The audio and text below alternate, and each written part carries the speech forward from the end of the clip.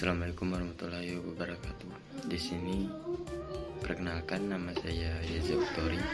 Saya dari kelas 11 MIA 1. Di sini saya akan menjelaskan reaksi pembakaran sempurna dan tidak sempurna. Tujuan pembelajaran: 1. Mengidentifikasi reaksi pembakaran hidrokarbon yang sempurna. 2. Mengidentifikasi reaksi pembakaran hidrokarbon yang tidak sempurna. 3. Mengidentifikasi sifat zat hasil pembakaran.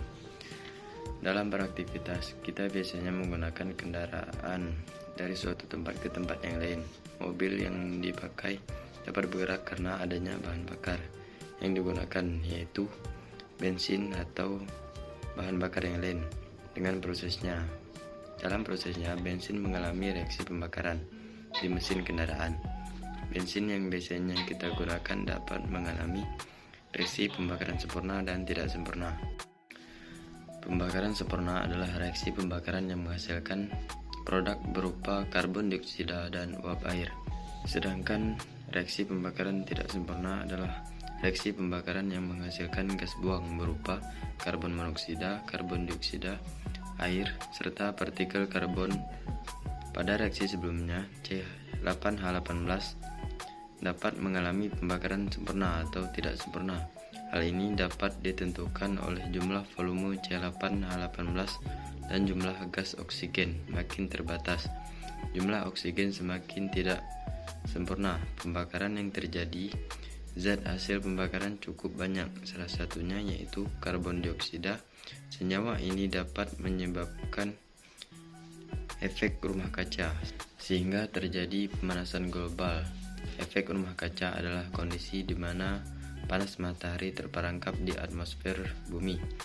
Hal ini disebabkan karena adanya gas-gas penyebab efek rumah kaca, seperti gas karbon dioksida dan lainnya. Zat hasil pembakaran lainnya yaitu gas karbon monoksida. Gas karbon monoksida akan berikatan dengan hemoglobin sehingga mengganggu fungsi hemoglobin dalam mengikat oksigen. Selain itu, gas karbon monoksida memiliki sifat tidak berwarna, tidak berbau, dan tidak berasa. Kemudian zat hasil pembakaran lainnya berupa partikulat karbon. Partikulat karbon merupakan serbuk halus yang jika terhirup dapat mengganggu fungsi alat pernapasan. Selain gas karbon dioksida dan karbon monoksida, dampak pembakaran bahan bakar dalam mesin motor dapat menghasilkan gas belerang dioksida karena di dalam minyak bumi terdapat senyawa belerang. Selain itu, dampak pembakaran tersebut menghasilkan gas oksida nitrogen. Sifat gas belerang dioksida ini saat di udara dapat teroksidasi menjadi gas belerang. Teroksidasi mudah bereaksi dengan air dan menghasilkan asam sulfat.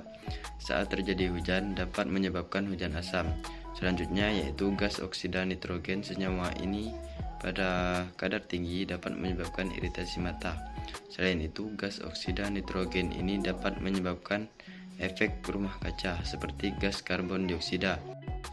Berikut ini cara-cara mengurangi dan mengatasi polusi udara. Yang pertama, kita dapat menanam pohon di pekarangan rumah dan lingkungan sekitar kita. Kemudian kita dapat mengurangi penggunaan kendaraan pribadi dengan menggunakan transportasi umum. Itulah pembahasan mengenai reaksi pembakaran sempurna dan tidak sempurna. Sampai jumpa.